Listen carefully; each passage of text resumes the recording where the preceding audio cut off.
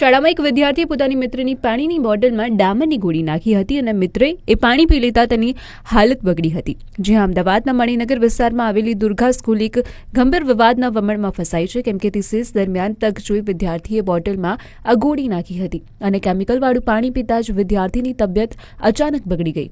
પાણીમાંથી અજીબ સ્મેલ આવતા વિદ્યાર્થી સાવધ થયો હતો. બાદમાં ગંભીર હાલતમાં વિદ્યાર્થીને તાત્કાલિક હોસ્પિટલ ખસેડવામાં આવ્યો હતો. સાંભળો આ મામલે શાળાના પ્રિન્સિપલે શું કહ્યું.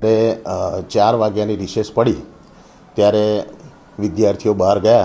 એમાં આ 2 વિદ્યાર્થીઓ વર્ગમાં હજી રિસેસમાંથી બહાર જતા પહેલાં એ વિદ્યાર્થીએ પોતાના ખિસ્સામાંથી એક ડામરની ગોળી જેવું કાઢી અને જે વિદ્યાર્થીની વોટરબેગ ત્યાં પડી હતી એ વોટરબેગની અંદર એણે ગોળી નાખેલી. ત્યાર પછી બધા બહાર જતા રહ્યા. રિસેસ પૂરી થઈ, બધા વિદ્યાર્થીઓ વર્ગમાં આવ્યા અને જે વિદ્યાર્થી હતો એણે પાણી પીવા માટે એની પોતાની